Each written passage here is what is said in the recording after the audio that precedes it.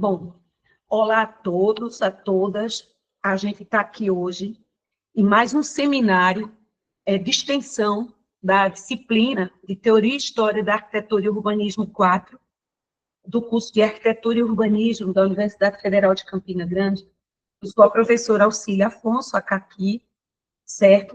E como sempre a gente faz, a gente socializa esses seminários, né? Abre ao público e, posteriormente, sobe no nosso canal do grupo Arquitetura e Lugar para ficar disponibilizado e as pessoas poderem consultar e se aprofundar mais com mais estudos, outros olhares em outros momentos, certo?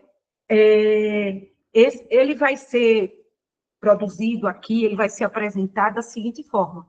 Eu vou dar uma breve introdução, contextualizando a discussão, e depois a gente vai ter duas partes. A parte 1, da arquitetura das casas racionalistas, funcionalistas, e tendo como estudos de casos, casas norte-americanas, projetadas num movimento conhecido como Case Study House, que a gente vai falar um pouco, e na segunda parte a gente vai trazer uma discussão sobre as casas organicistas projetadas pelo mestre norte-americano Frank Lloyd Wright, tá certo? Bom, então, eu acho importante a gente entender que a arquitetura do século XX ela é conhecida, né, por essa, digamos assim, esse dualismo que existe entre o que a gente chama de arquitetura funcionalista e de arquitetura organicista, tá? E o que diferencia uma da outra? Eu vou tentar ser sintética, né? Tentar resumir, para a gente poder se aprofundar nos estudos de caso. Bom, a arquitetura funcionalista, como a gente tem visto, né, eu tenho falado nas minhas aulas, e inclusive com gravações também lá no nosso canal, aqui no nosso canal, né, que vai ser também veiculado, são aqueles exemplares, tá? E, no caso, eu vou sempre referenciar aqui casas, que é o tema que a gente está tratando hoje, dessa tipologia residencial unifamiliar, né? A casa em si, tá certo? A casa funcionalista, ela nasce na Europa, numa discussão, como a gente viu, trabalhada por Le Corbusier, o mestre franco-suíço, tá certo? Que tinha a casa como máquina de morar. Essa casa funcionalista, modulada, arquitetura e estrutura sempre juntos, uma certa universalidade formal, plástica, tá?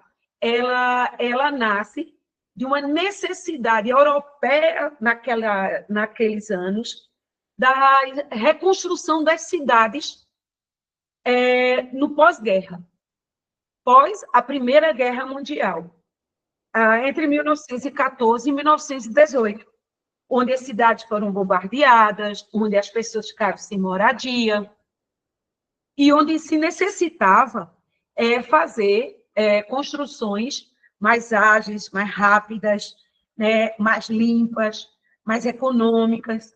E aí essas casas que Le Corbusier começa a trabalhar, e principalmente na década de 20, que chama a fase branca, né, de Le Corbusier, com a Vila Citroën e tantas outras, né, vai para a Vila Stein, e culmina com a Vila Savoy, que é assim, um clássico desse movimento funcionalista na área residencial, onde o Le Corbusier aplica, né, os seus 5 pontos arquitetônicos, que é a planta livre, a fachada livre, o uso de terraços, jardins, o uso de pilotis, tá certo?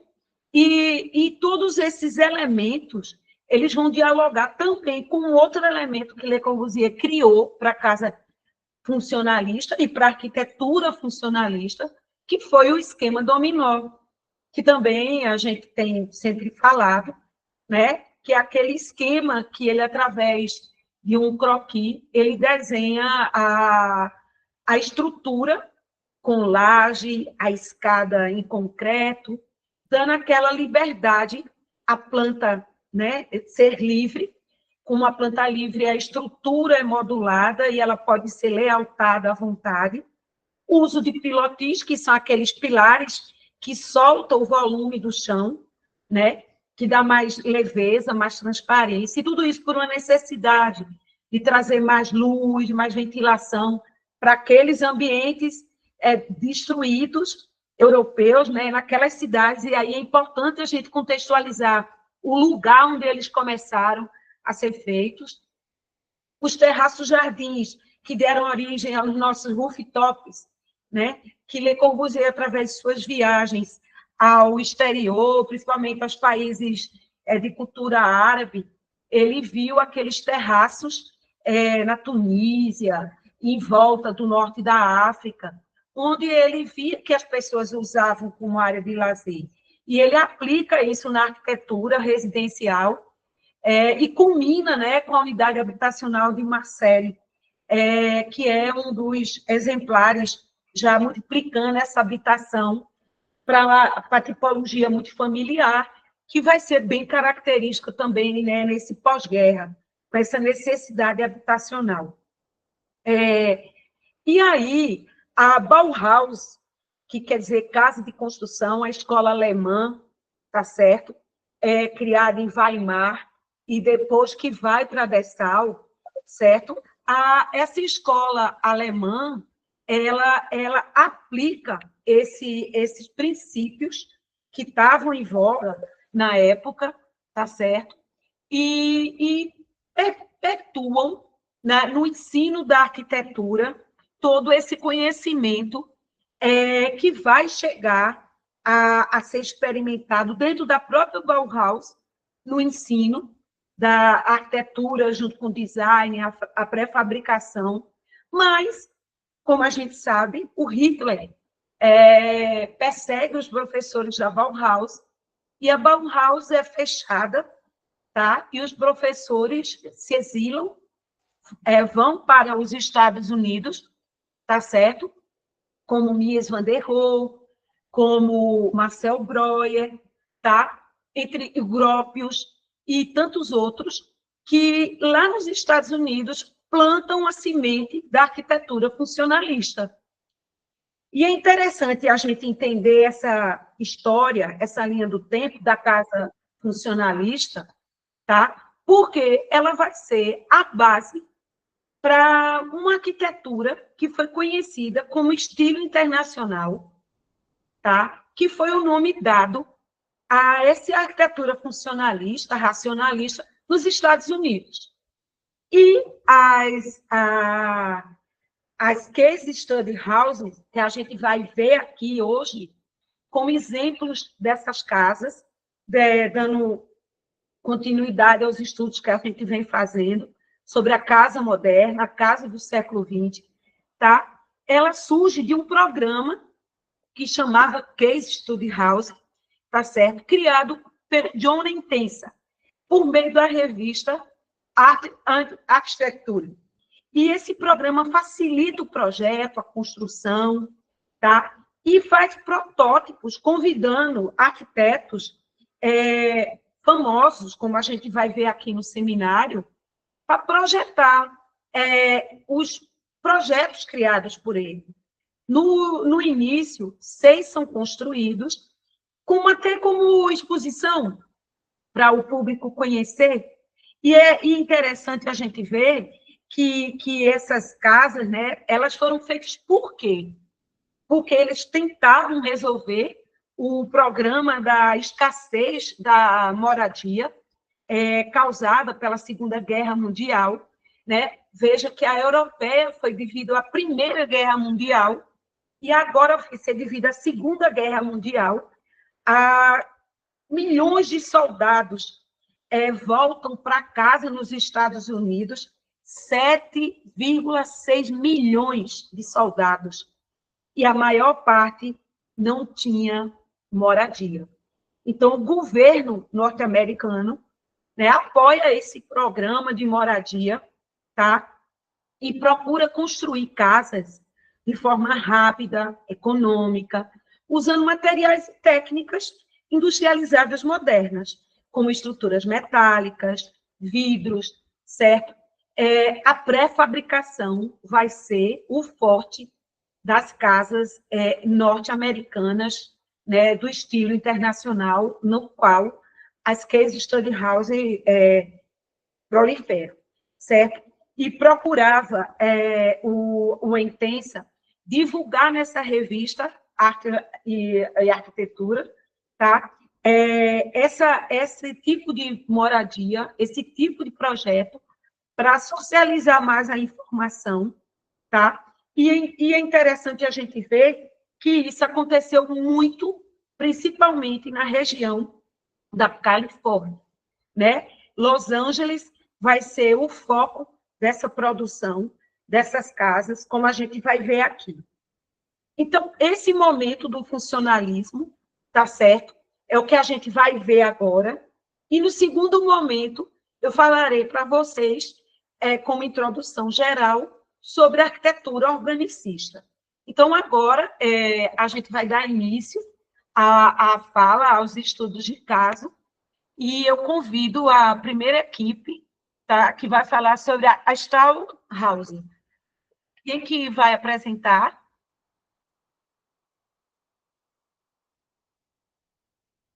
Eu vou apresentar, professora. Tá bom. Certo. Pode começar. Como a professora aí introduziu, a gente vai apresentar aí o projeto da Stall House do Pierre Coigny.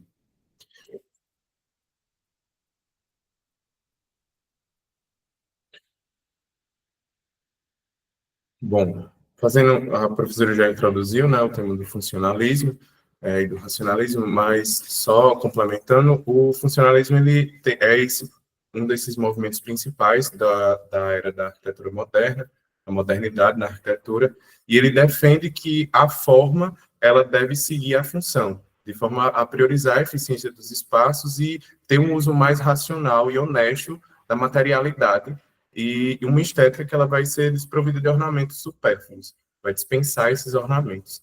Essa abordagem, ela visa entender as necessidades reais dos usuários no contexto e promover soluções construtivas que sejam mais claras, econômicas e coerentes. A Stallhouse, ela foi projetada pelo Pierre Coigny no ano de 1959 e a obra ela foi finalizada no ano de 1960. E é um exemplo dessa arquitetura que ela visa essa racionalidade maior.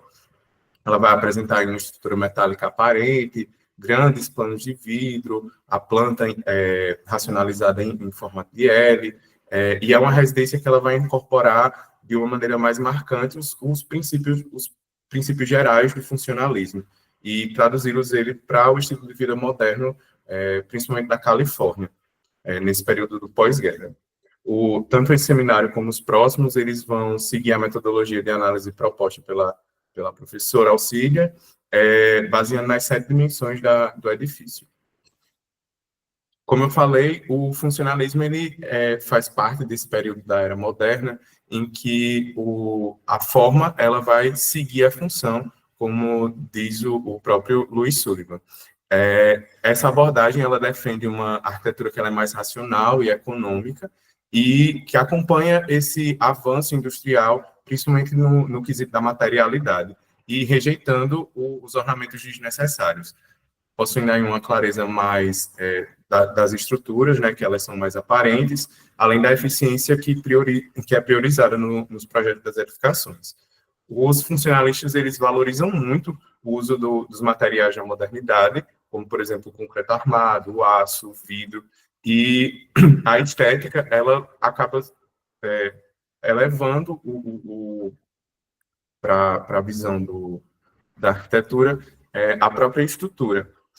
E a arquitetura, ela vai ser vista como uma ferramenta tanto para melhorar a vida cotidiana, quanto para atender os objetivos e as necessidades das pessoas. No urbanismo, o funcionalismo ele vai propor as cidades planejadas por zonas mais específicas, como habitação, trabalho, lazer e circulação. Como eu falei, o projeto é a School House, do Pierre Coigny, que se localiza na Woods Drive, em Los Angeles, na Califórnia, lá nos Estados Unidos. É um projeto de 1959, que foi construído e finalizado em 1960. Ela encontra-se protegida atualmente por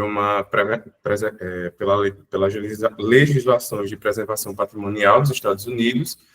No âmbito municipal, ela é reconhecida como um monumento histórico cultural da cidade de Los Angeles e, desde o ano de 1999, o que submete ela à aprovação de órgãos públicos para, no caso de ser feita qualquer intervenção nesse patrimônio. E tem algumas salvaguardas contra alterações que vão comprometer características originais. Em nível federal, essa residência ela foi incluída no ano de 2013 no Registro Nacional de Lugares Históricos, que é o principal instrumento de proteção patrimonial dos Estados Unidos, e é administrado pelo National Park Service. A partir desse registro, a obra passa a ser reconhecida como um bem de interesse histórico nacional, podendo receber incentivos à preservação e estando sujeita a diretrizes específicas de conservação, conforme as normas federais. Quanto à dimensão histórica da edificação, ela faz parte do projeto de Case Study House, e que foi uma iniciativa promovida pela revista Arts and Architecture, que explora novas soluções residenciais nesse período de pós-guerra.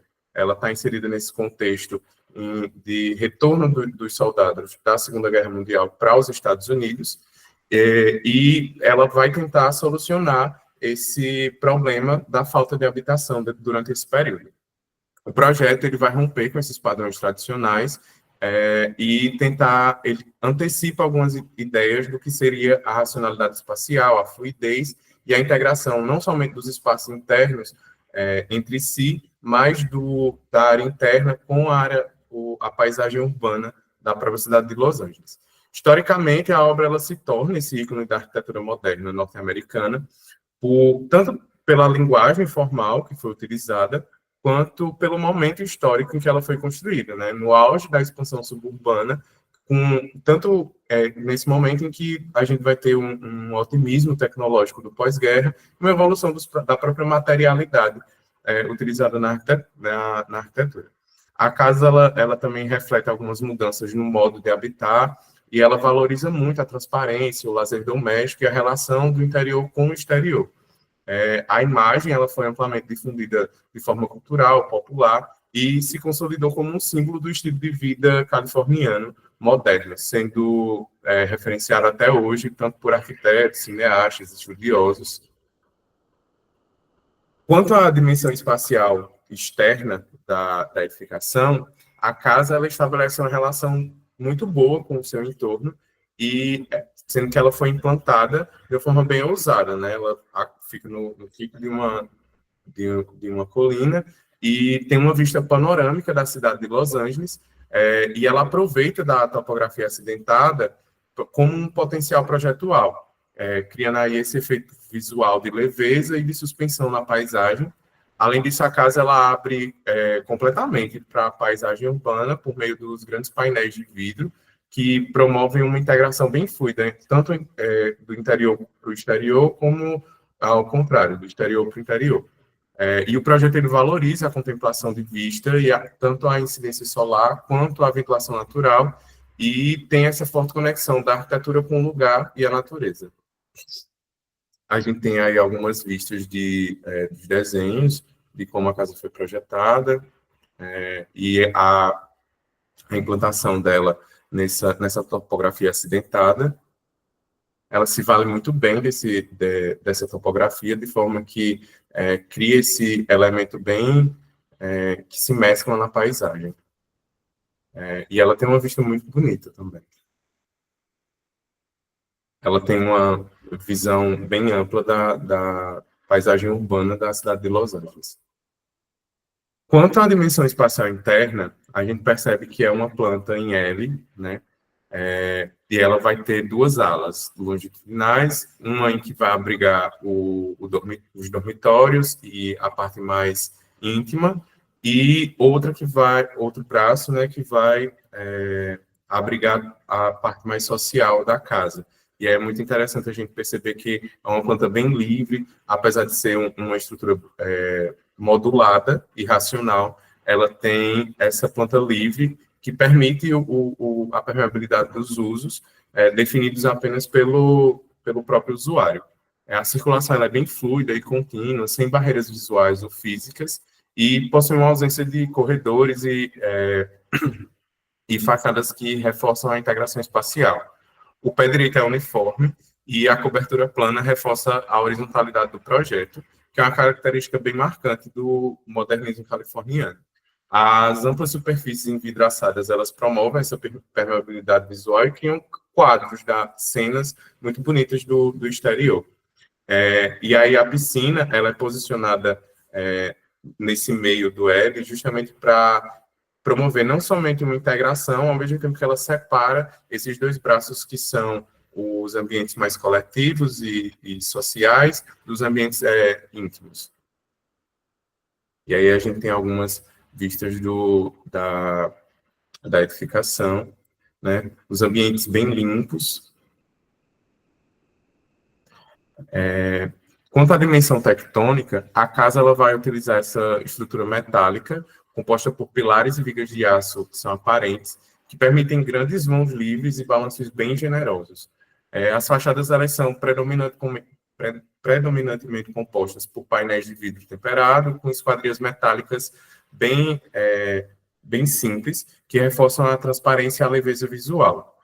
A laje ela é plana, com um balanço que ele se projeta ao volume construído, criando um sombreamento passivo e enfatizando a horizontalidade do conjunto. O uso do aço, do vidro e do concreto, ele vai trazer essa estética mais industrial refinada, onde a materialidade ela é exposta como uma linguagem. Não há uso de revestimentos supérfluos ou nenhum ornamento que seja desnecessário à função da edificação. E as conexões entre a estrutura e a vedação são bem precisas e discretas. Por exemplo, a chaminé suspensa na sala de estar, por exemplo, é um elemento técnico que se transforma num ponto focal estético. Quanto à dimensão funcional, a gente dividiu nesses três tópicos, né, que seria a sintática, pragmática e semântica.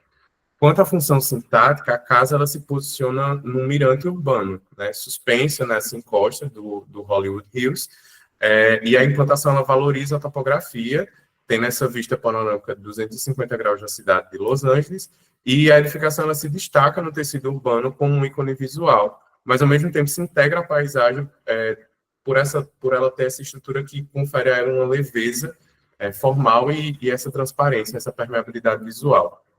Quanto à função pragmática, ela é construída originalmente para ser uma residência unifamiliar, e a casa ela foi preservada na configuração original, ela não tem alterações, e passou a receber visitas guiadas, eventos culturais, além de ser um espaço que tem até uma função museológica, e atualmente ela continua funcionando como uma residência, espaço de contemplação, ambientes amplos, e chegou já até ser utilizado em peças publicitárias e outras atividades.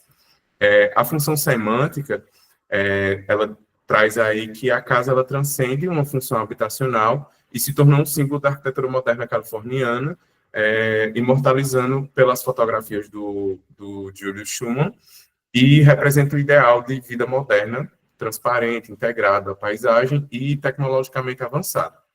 Ela é reconhecida como esse ícone cultural arquitetônico e é um símbolo tombado como um patrimônio histórico da cidade de Los Angeles. Quanto à dimensão formal, essa é uma edificação que ela vai combinar a leveza visual e o rigor técnico ao se apoiar com precisão sobre um terreno em declive. Ela se vale de uma estrutura de aço bem esbelta e suave, e os espaços internos eles seguem uma organização fluida e prática.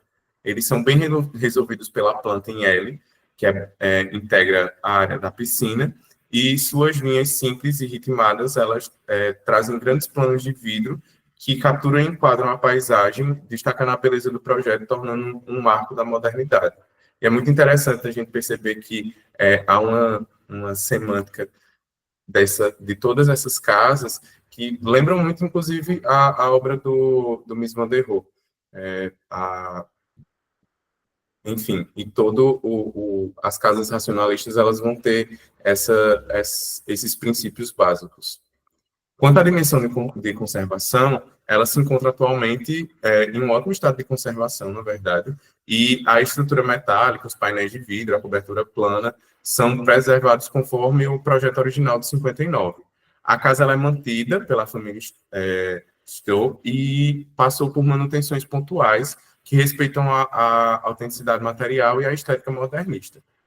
O interior dela permanece fiel à proposta original, com mobiliário cuidadosamente restaurado, sem muitas alterações, e as vistas panorâmicas elas são protegidas por legislação local. A integridade da casa assumiu um papel simbólico e cultural, sendo um cenário de diversos filmes, séries, ensaios fotográficos e campanhas publicitárias. Ela possui a vista ampla para a cidade de Los Angeles e as linhas arquitetônicas são bem marcantes. Ela acaba se tornando esse sonho, esse símbolo do que seria o welfare state, o sonho americano moderno, e o estado de bem-estar social, e é uma constante aparição em algumas produções que reforçam o valor material e representam um estilo de vida idealizado e atemporal. Bom, e essa foi a apresentação. Obrigada, Ismael. Bem completa a apresentação. E essa casa realmente é um símbolo, né, das Case Study House. Está presente em vários livros que tratam sobre o tema. Eu lembro de uma coleção que tem sobre a arquitetura, né, e um volume dedicado às Case Study House, que ela está na capa. Ela é a cara, assim, de Los Angeles, do cinema, de Hollywood, do boom, né, daquela época, daquele momento. Ela representa simbolicamente esse período de uma forma muito forte. Né? E a análise que o Ismael fez com a equipe dele ficou bem completa, analisando as dimensões da arquitetura. Eu vou passar agora para o próximo estudo de caso, Salzman House, e convido a próxima equipe para apresentar.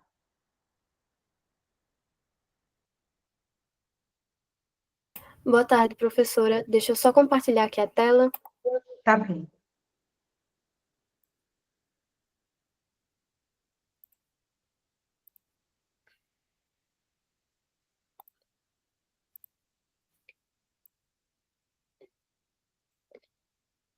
Todo mundo está conseguindo ver certinho?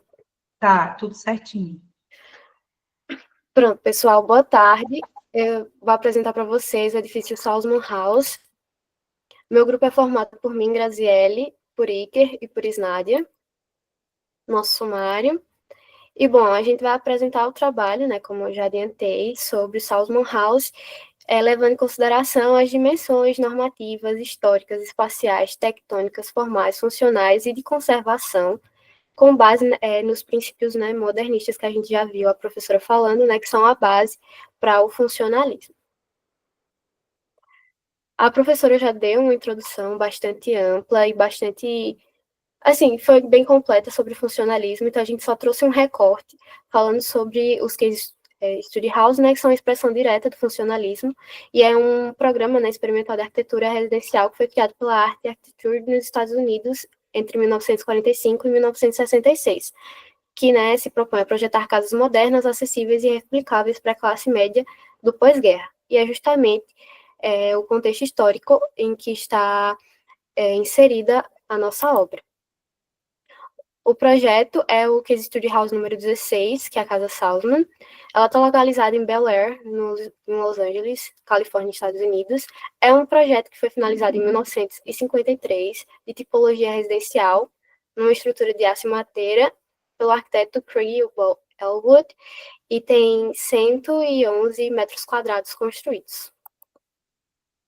Quanto à dimensão normativa, ele segue, né, os códigos urbanísticos e construtivos de Los Angeles dos anos 50, porém ele propõe soluções mais avançadas com estruturas metálicas leves, de pré-fabricação e de planta aberta, que só mais para frente, né, seriam formalmente normalizadas e mais amplamente difundidas. Com relação à sua dimensão histórica, ela está inserida no contexto de pós-guerra, quando a arquitetura moderna busca produzir novas casas, novos projetos que supram as demandas sociais, tecnológicas e culturais pertinentes à época. É um marco histórico na arquitetura do século XX, tanto pelo valor experimental, né, quanto pela evolução de habitação moderna. Partindo já diretamente para a sua inserção em relação à dimensão espacial e a sua área exterior, a Salzman House está situada num alto elevado, um pouco inclinado na Bel Air, região de Los Angeles, cercada por uma vegetação nativa com vista panorâmica para a cidade, e é uma implantação que ela é um pouco rotacionada para maximizar a ventilação cruzada, a entrada de luz natural e a integração com a paisagem em que ela está inserida. Infelizmente, ou felizmente, né, a gente pode perceber, não infelizmente, mas de uma maneira mais clara, a gente vê que a casa, mesmo ela tendo essas transparências, ela não destoa e nem invade a privacidade dos locais da residência. Porque mesmo tendo esses planos envidraçados, são planos envidraçados opacos, que permitem a iluminação da casa, mas que não tiram a privacidade do espaço íntimo, que é a parte interna. Com relação à sua dimensão interna, né, dimensão espacial interna, é uma planta bastante compacta, mas funcional e linear, com os ambientes dispostos de forma sequencial, que vão ser divididos por um corredor, que é esse corredor principal. Aí vai dividir o setor social e de serviços, que é essa parte aqui que tem uma parte bastante aberta por conta dos planos envidraçados, dessa parte mais íntima da casa, que é o setor privado. Aqui a gente tem uma organização mais ou menos de como está disposta. E vou passar já para a parte de dimensão tectônica. Dentro dela a gente tem 5 dimensões, né? Estrutura, coberta, peles, materiais e os detalhes. Passando primeiro para a parte estrutural, dentro dela a gente vê que é um dos marcos da edificação. É o que mais vai caracterizar essa obra. A gente tem um uso expressivo da tectônica com essa malha modular metálica em aço aparente e bem demarcada, com os pilares finos e vigas bem definidas, o que permite, né, essa planta mais livre. Com relação a essa coberta, a gente não tem uma imagem muito próxima, né, nem com uma qualidade muito boa dela, mas a gente consegue perceber que ela é bastante plana e é uma laje delgada, sustentada apenas pela estrutura metálica, e que a gente tem algumas malhas com o pergolado da própria estrutura, que também servem como cobertura. Para além disso, essa laje ela tem algumas aberturas, que são aberturas para a entrada de luz na parte interior. Com relação às suas peles, a gente tem uma diferença. Na fachada frontal, a gente vai ter aquela parte de peles mais opacas e que não passam uma permeabilidade visual tão grande para a rua, mas na parte posterior a gente vai ter uma composição bastante envidraçada com painéis que, além de serem transparentes, eles são móveis. Então, além dessa integração visual, há uma integração realmente física. Eu posso entrar naquele espaço. E com relação à área interna, a gente ainda tem algumas outras texturas para trazer um pouco mais de riqueza sensorial, que são alguns planos em pedra e em tijolo, que fazem essa divisão para as áreas que são mais privadas da casa. Com relação aos materiais, a gente tem a estrutura metálica, né, que ela está mais visível, principalmente a utilização dentro das áreas privadas, com painéis de madeira, aquelas planos em materiais de pedra, e alguns revestimentos de madeira também no piso. E apenas, assim, materiais mais claros ou em média cor, vamos dizer assim, mas sempre neutros. Com detalhes, a gente percebe que o maior detalhe da casa, né, o que vai mais aparecer justamente é essa estrutura, e que vai trazer uma lógica construtiva mais racional, sem ornamentos e valorizar a verdade do material.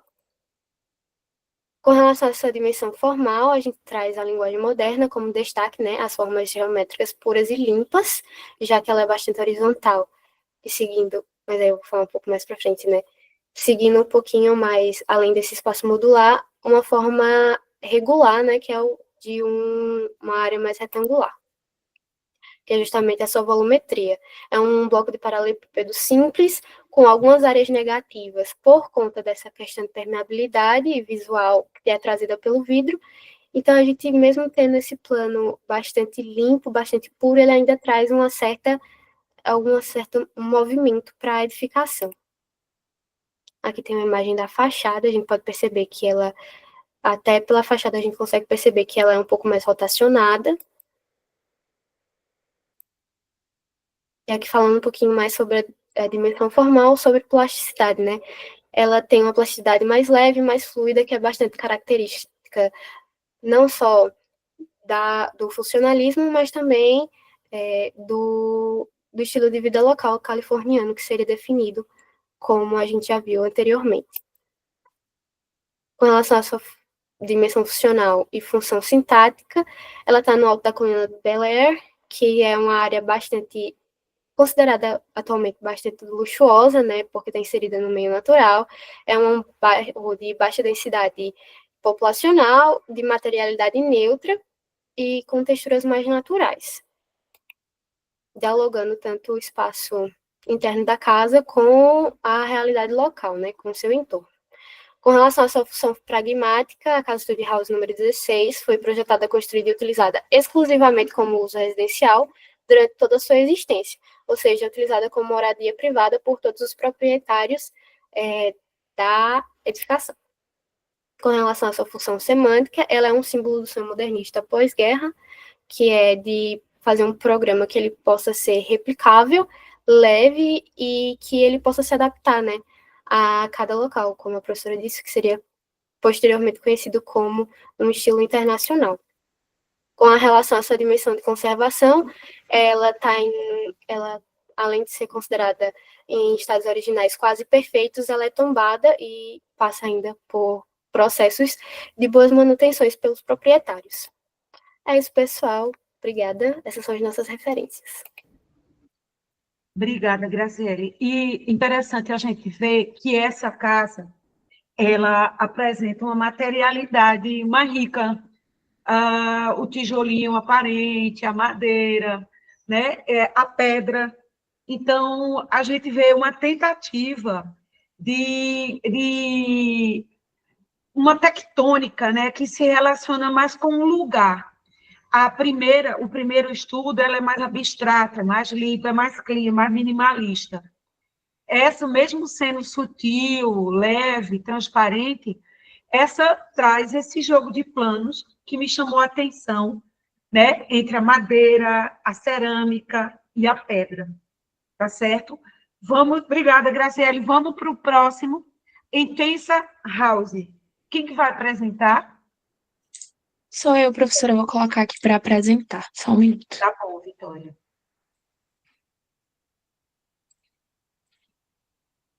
A gente vê que são casas pré-fabricadas, né? É uma estrutura muito leve, metálica, porque tinha essa coisa da racionalidade e da funcionalidade. Elas tinham que ser rápidas e econômicas, mas acabam sendo casas super elegantes, né? E que vão influenciar até hoje, gente. Se a gente vê a produção dos condomínios, nos sites e tudo mais, a gente vê como esse estilo internacional, né, trabalhando com o funcionalismo, está arraigado na nossa cultura arquitetônica. Pode começar. Só um minuto.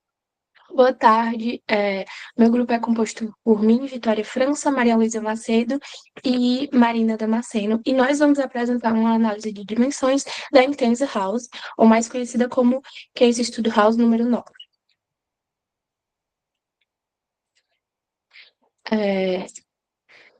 Inicialmente, a gente vai apresentar, fazer uma análise a respeito da casa a partir dos a partir do material da professora, analisando as 7 dimensões.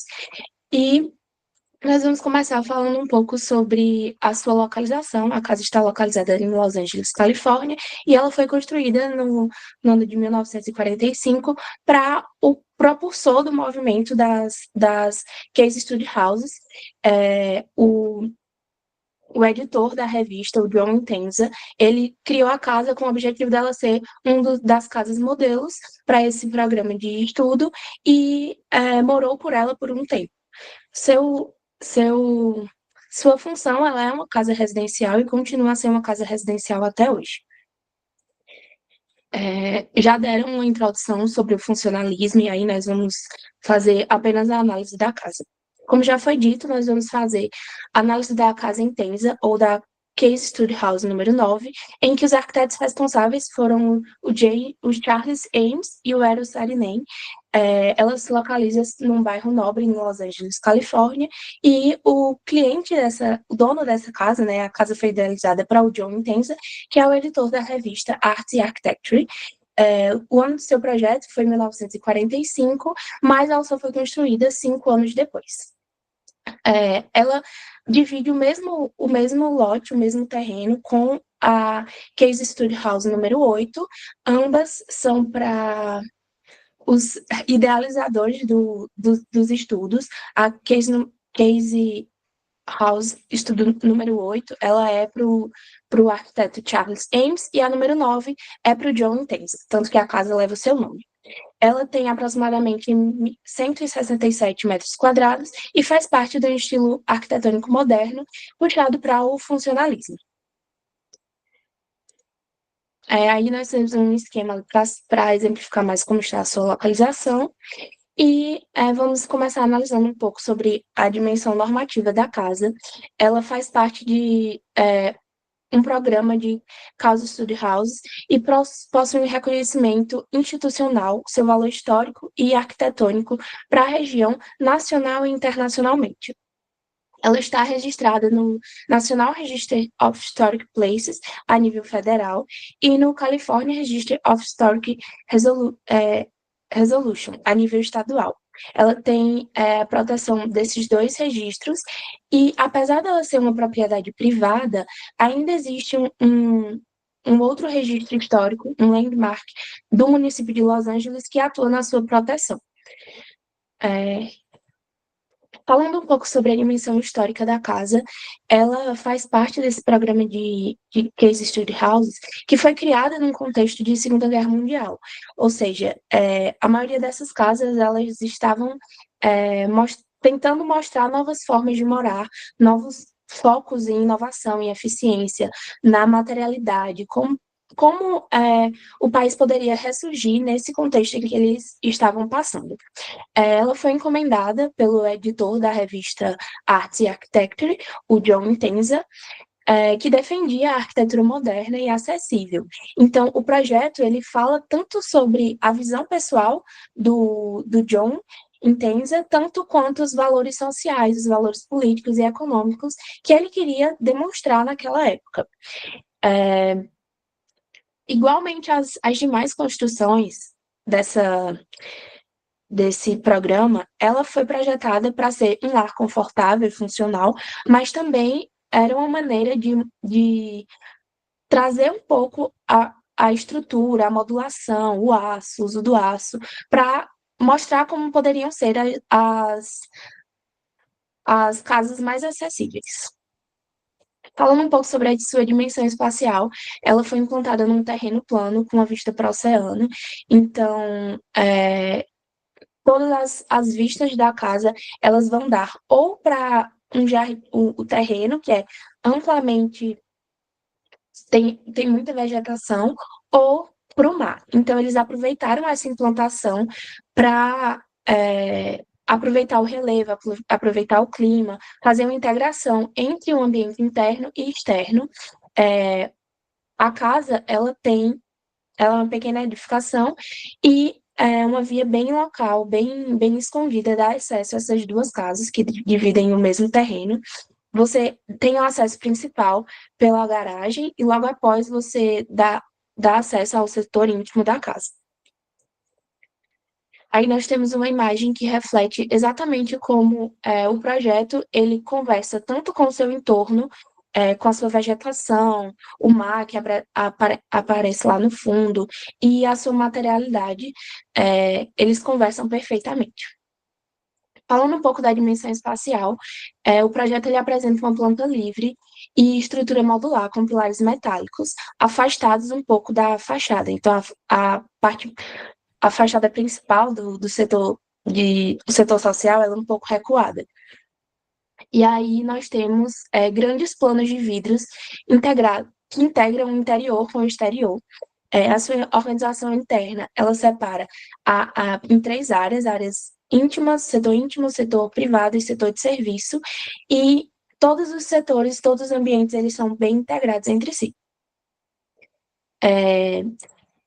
Passando aqui um pouco mais para um zoneamento que nós fizemos da casa, você tem inicialmente uma faixa de serviço, uma faixa de setor social, que apresenta uma sala de estar com uma lareira, essa sala de estar é um pouco mais rebaixada, uma sala de jantar que se integra já com o setor de serviço, composto pela cozinha, área de serviço e uma garagem.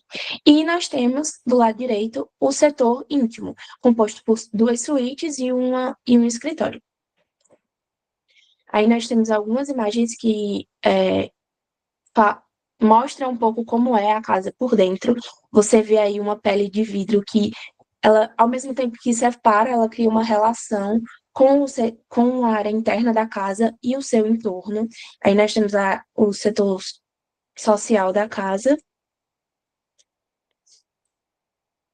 Só um minuto. Falando um pouco da dimensão tectônica, a casa ela apresenta uma tectônica moderna clara, em que ela une tanto a sua estrutura quanto a sua expressão e a construção.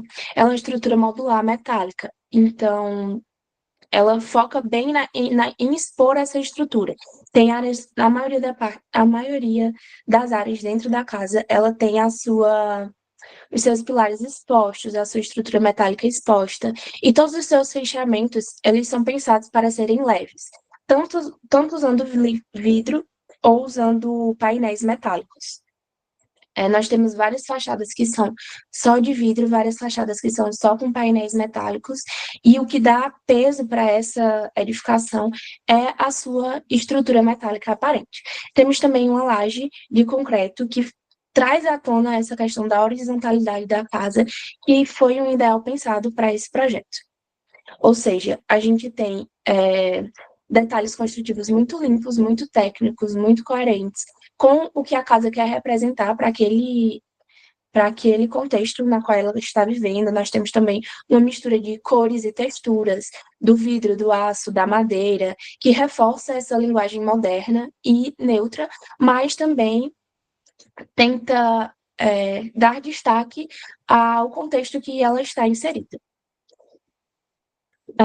Na dimensão formal, nós podemos enfatizar que ela é uma arquitetura moderna e racional, possui um volume muito claro, geométrico, simples, e aí, nesse volume, ele faz brincadeiras, ela utiliza linhas horizontais, planos, transparentes, opacos, faz aquela mistura de texturas, de visibilidade, uma hora você está vendo a casa, outra hora você não está, e ele une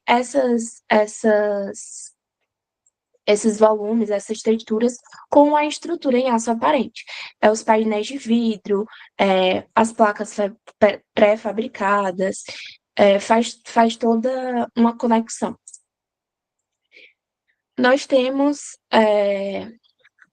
um programa, uma técnica construtiva em um contexto muito sintetizado na sua forma, no seu projeto final.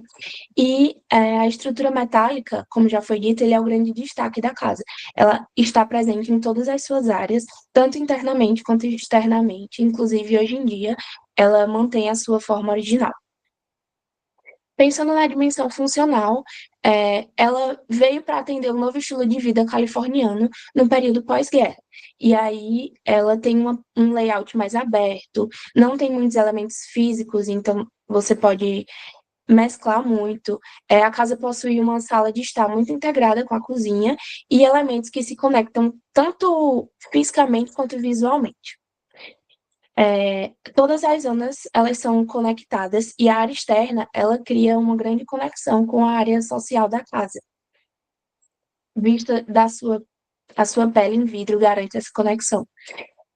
Analisando a função sintática, nós temos a articulação clara com o lote, aproveita a topografia, aproveita as vistas que nós temos naquele lote, aproveita o seu entorno.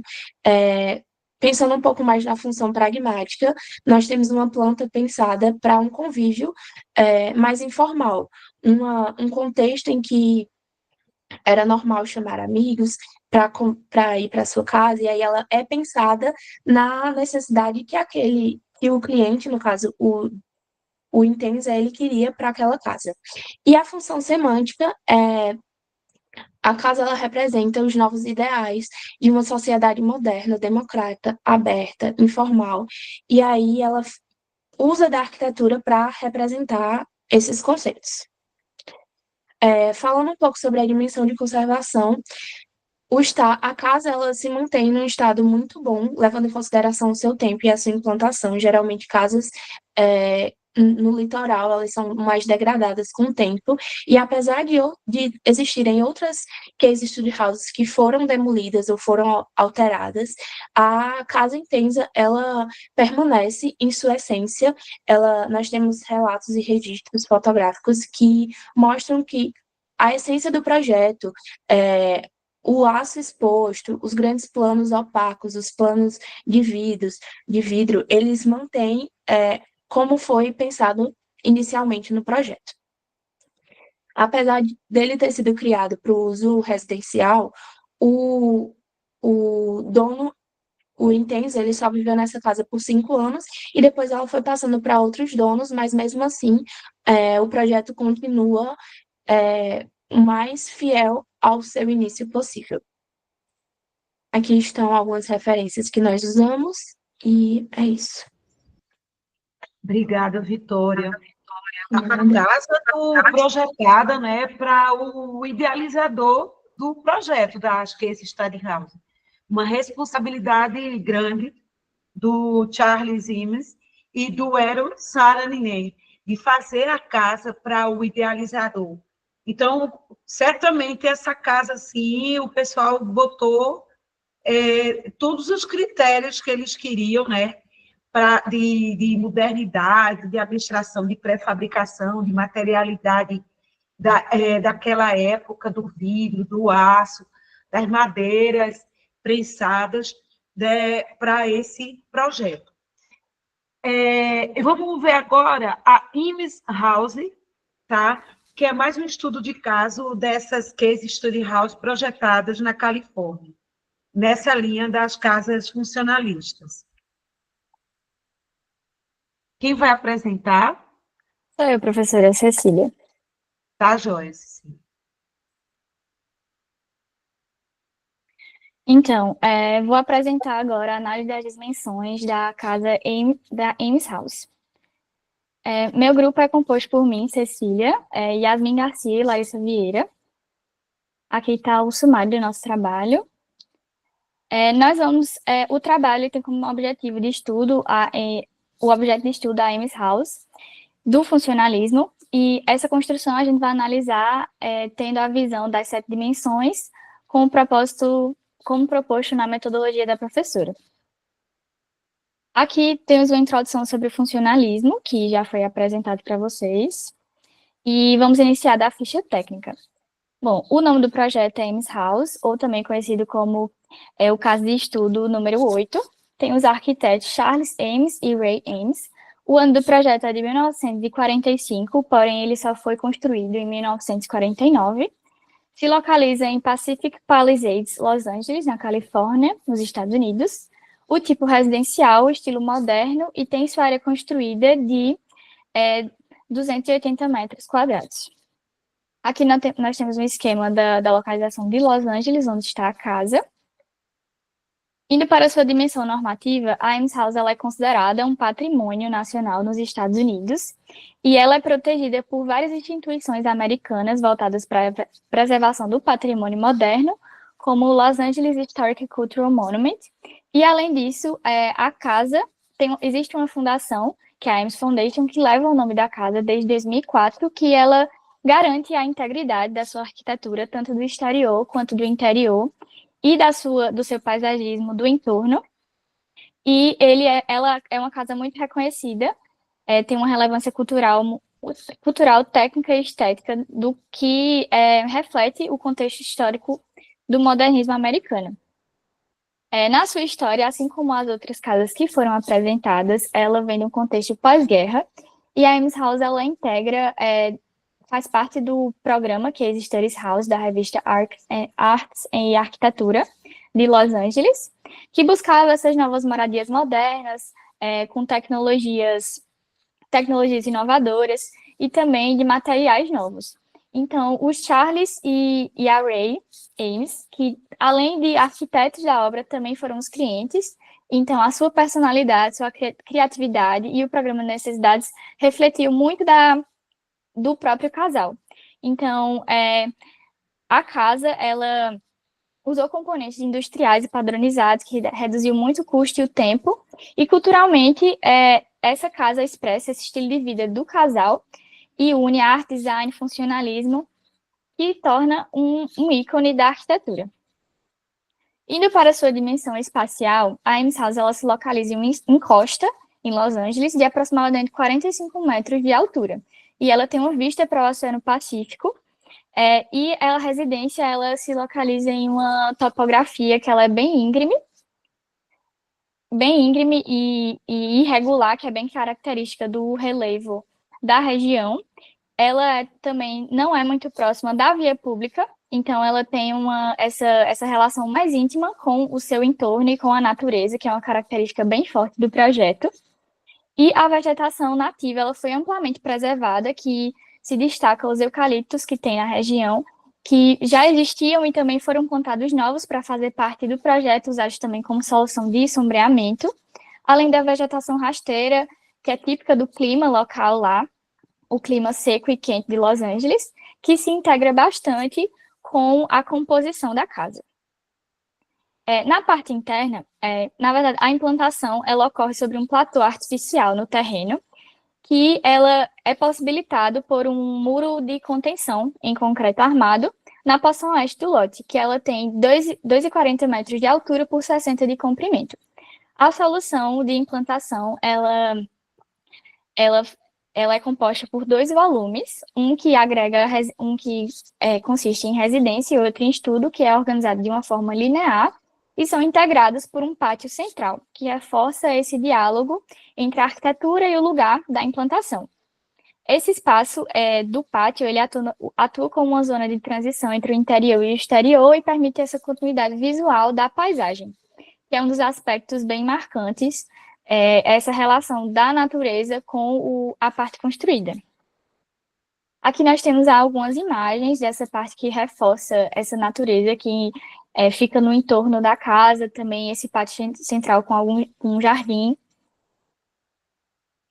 Aqui nós temos a planta da casa, que tem o pavimento terra e o pavimento superior.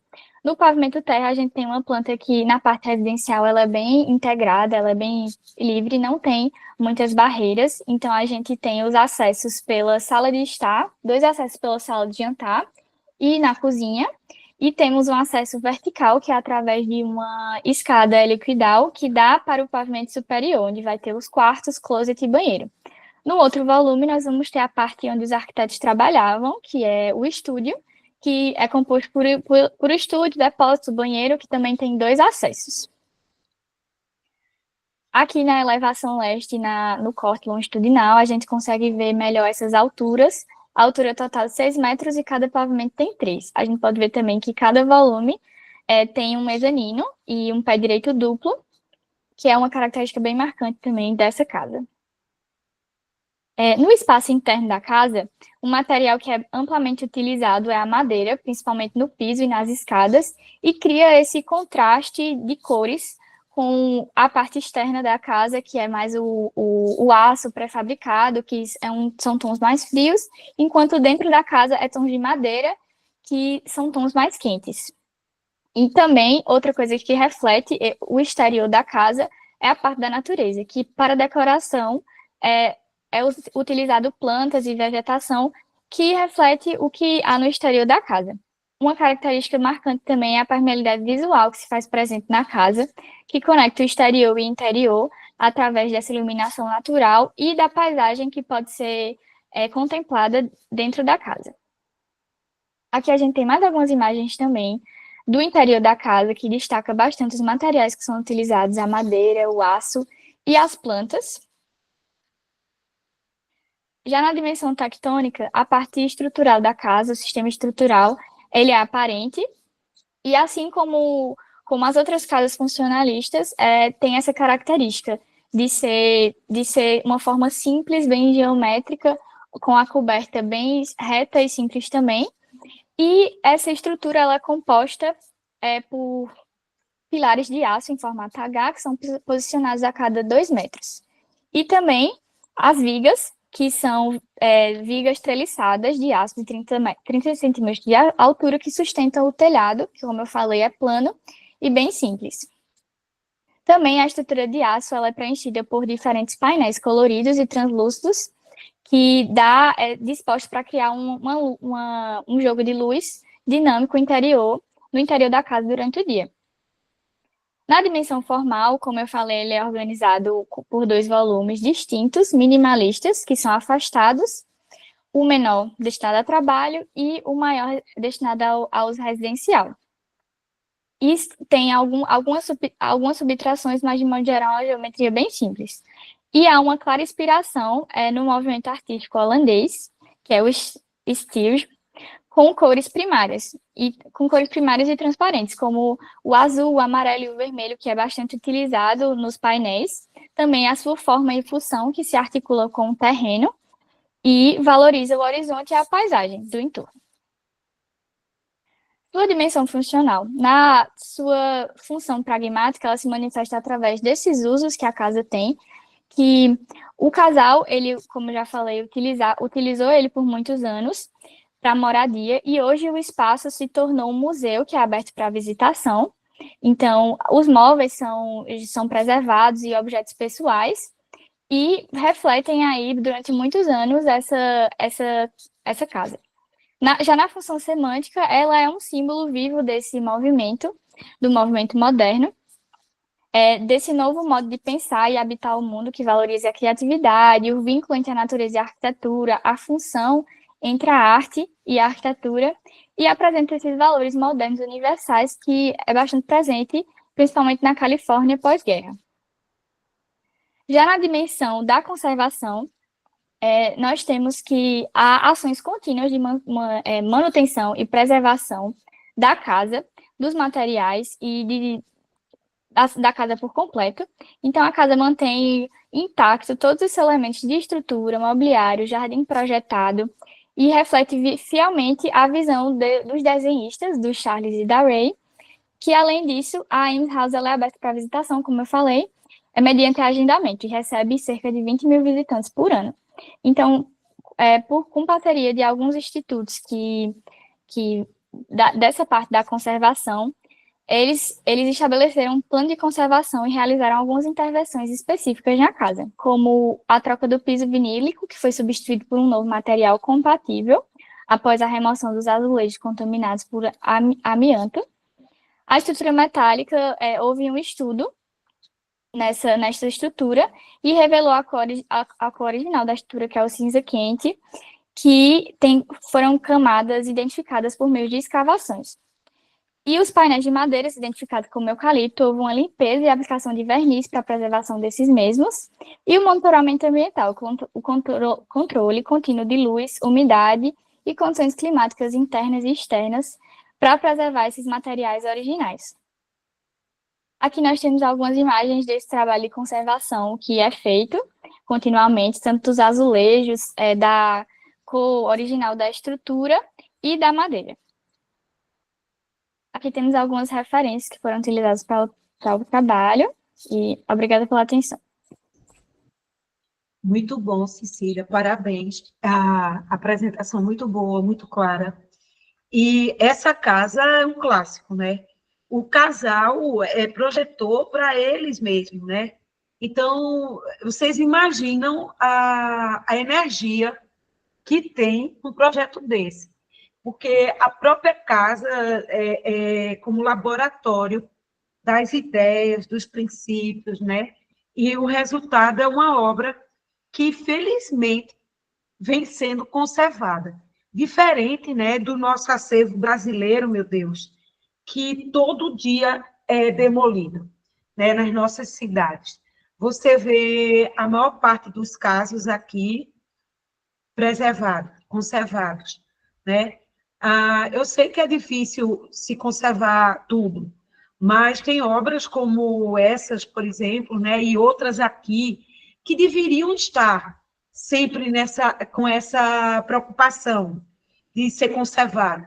E passando por um plano de conservação, que eu acho isso muito legal, que é uma tendência hoje, se fazer o planejamento, né, das manutenções, das substituições devidas, de alguns termos que a gente usa também do retrofit, mas com cuidado, porque para não confundir com restauro, enfim, mas isso é outra discussão, mas muito legal. Então, para a gente fechar, o quinto exemplo vai ser a Left House, certo?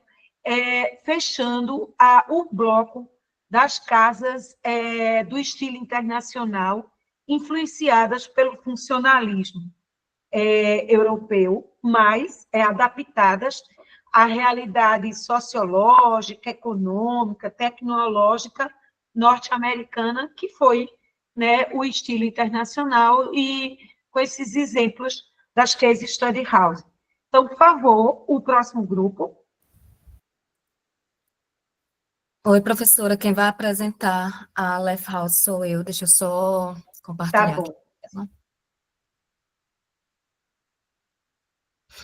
Deixa eu ver qual é aqui.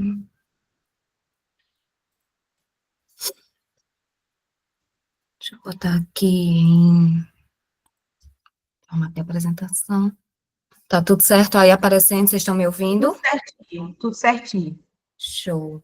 Então, como a senhora falou, né, eu vou falar um pouquinho sobre a Left House, que é a última casa dos grupos aí do funcionalismo. Eu sou Deisiane e o meu grupo é composto por Andreina Rívia e Maria Luísa Nascimento. Deixa eu passar aqui. Aqui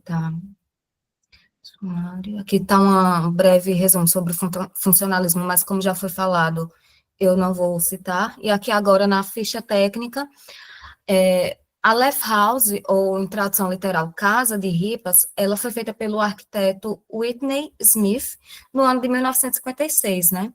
E ela faz parte do programa Arts and Architecture e faz parte do programa Case Study House, e ela é do tipo residência unifamiliar, né? Aqui está a sua localização, a proposta do projeto é que ela fosse nos Estados Unidos, mais especificamente em Pasadena, no condado de Los Angeles, na Califórnia. A Left House, a sua dimensão normativa da Left House, ela insere-se no contexto desse programa, né, que foi uma iniciativa norte-americana, e visava propor soluções residenciais modernas, acessíveis e adequadas ao modo de vida pós-guerra. E o projeto, ele reflete uma busca por uma arquitetura econômica, funcional e adaptável, pautada pelo uso de materiais padronizados, processos construtivos industrializados e uma forte conexão entre o espaço construído e a paisagem ao redor. E aí a casa propõe essa espacialidade fluida, onde forma, função e ambiente se articulam ali em harmonia. Na sua dimensão histórica, a proposta da Left House incorpora os princípios do modernismo californiano e tem ênfase ali na simplicidade formal, na integração com a paisagem e na aplicação de materiais acessíveis e industrializados. Embora ela não tenha sido construída, né, diferente das outras, a proposta dessa casa sintetiza o espírito experimental desse programa e chegou a influenciar outros arquitetos a propor, quando ela propôs uma arquitetura voltada ao estilo de vida moderno, ao clima e à geografia local, né, porque ela está ali adaptada ao clima e a os níveis, né, da cidade, os desníveis dos acidentes da cidade. Na sua dimensão espacial externa, ela tem uma planta cruciforme, né, que organiza os ambientes ali em torno de pátios e jardins e amplia a percepção de espaço, e isso favorece uma vivência contínua com o exterior e com a natureza presente ao redor da edificação. E aí, o uso das ripas de madeiras, né, ou lefts, que dá aí o nome da casa, ele vem como um fechamento parcial dessas fachadas, ele promove uma transição muito fluida entre o interior da residência e o exterior. E aí, isso acaba permitindo também um controle de luz, de ventilação, e filtra também visualmente, né, a paisagem ao redor. Então, quem está de fora não consegue ver o que está dentro exatamente, e é assim que funciona espacialmente. Já a dimensão espacial interna, ela tem uma organização ali pensada na lógica funcional e economia de meios, né? Então, a planta cruciforme, ela permite uma distribuição clara entre os setores, separando com eficiência, né, as áreas de serviço, as áreas sociais e a área íntima. E isso não compromete a fluidez desses percursos internos. Esses ambientes, eles foram concebidos com uma linguagem simples e bastante integrada e aberta, eliminando muitas barreiras visuais, e favorece a sensação de continuidade espacial, né? Porque a ausência dessas divisórias excessivas, aliada ao uso de aberturas generosas, de paredes, de vidro, né, janelas de vidro, aumenta a luminosidade natural e contribui para a sensação de amplitude nessa residência. Aqui está uma planta baixa detalhada dela, então podemos ver que aqui é uma área que tem muitas janelas de vidro, e isso aqui contribui, porque você consegue ver a parte externa desse pátio aqui, que tem tem um jardim, né? Então você tem essa sensação de amplitude da casa, além da iluminação natural que vem através dela, dessa janela, né? Dessas janelas de vidro.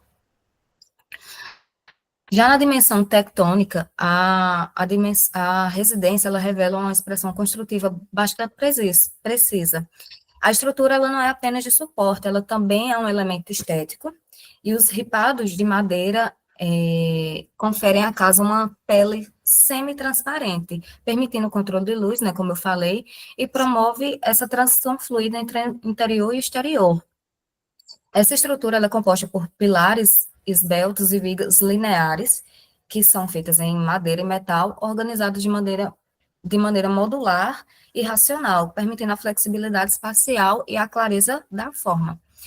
Já a cobertura dessa casa, ela é composta por planos horizontais leves e suspensos, que se destacam visualmente. A laje, ela é bem fina e ela é sustentada por vigas metálicas, e sua extensão, que passa além dos limites da casa, promove sombreamento e contribui aí para o conforto térmico. As ripas, né, de madeira, que são instaladas em planos verticais e horizontais, ampliam essa função e reforçam ali o diálogo entre a arquitetura da casa e a paisagem que está ao redor. Na dimensão tectônica, agora falando dos materiais, o projeto ele conta com o uso de materiais naturais, especialmente a madeira. E ela não é uma madeira assim, que passou por grandes tratamentos e acabamentos sofisticados. Ela destaca ali a busca por uma estética mais despojada e funcional. E essas ripas, além de estruturas, né, estruturais e sombreadoras, elas contribuem para a textura visual da casa. E ela tem essa casa ela tem uma paleta de cores neutra, com ênfase ali nos tons terrosos que vem da madeira, e tons mais acinzentados, e essas cores reforçam a integração dessa casa ao ambiente paisagístico. A pintura nela é mínima, né? Assim, na proposta, a pintura seria mínima para proteger e preservar a madeira, né? Mantendo ali a naturalidade da coisa. Já na sua dimensão formal, como eu citei, ela tem esse formato cruciforme, que se expande em diferentes direções de terrenos, né? E eles se articulam com pátios internos e externos. E essa configuração favorece a ventilação cruzada também, a entrada de luz, como eu já falei, e o contato com a vegetação, que são características fundamentais do estilo de vida moderno que era proposto pelo programa. A residência, ela não impõe sua presença no terreno, mas sim se acomoda de maneira leve e discreta naquele contexto, ali, quase como se fosse uma extensão da paisagem. E a articulação de cheios e vazios entre espaços cobertos e descobertos também reforça a ideia de que habitar não é apenas ocupar um espaço edificado, mas também vivenciar uma relação contínua entre o lugar e os elementos ambientais que estão ali ao redor. Já na sua dimensão funcional, ela é uma residência unifamiliar moderna, né? E a dimensão funcional se manifesta na maneira inovadora e adaptativa, onde o projeto buscou atender às necessidades da vida contemporânea da época, né? Onde integra esses espaços de forma fluida e flexível. E a funcionalidade da Left House, ela reside na capacidade de otimizar a experiência de morar através de uma organização espacial inteligente. Ele é um sistema que vai se adaptar ao clima e vai otimizar recursos naturais e vai integrar o ambiente com a natureza, né? E vai lhe oferecer uma experiência confortável para quem morar nela. Já na dimensão da conservação, como essa casa ela nunca chegou a ser construída, de fato, não há uma conservação física da edificação, como ocorre com as outras casas que foram trabalhadas aí pelos outros grupos. Mas esse projeto ele segue sendo conservado em termos históricos e teóricos, né? Tem ali a conservação dos seus desenhos, das suas plantas, dos esboços, das descrições que fazem parte ali de acervos e publicações dedicadas a esse programa. Então, a Left House ela é mantida através da documentação desse estudo de caso, né? E da memória projetual, e representa uma importante contribuição para o pensamento moderno na arquitetura, mesmo sem ter se materializado de forma física. E aqui estão algumas referências, e é isso. Pronto. Obrigada, Deisiane. E a gente chama, no meio, arquiteturas não construídas. E, às vezes, esses projetos são importantes a gente retomar, porque são projetos assim, maravilhosos que, por algum motivo, não chegou a ser executado. Mas, como a gente aprende, vem nessas plantas, né, a solução do desenho, a limpeza, a modulação.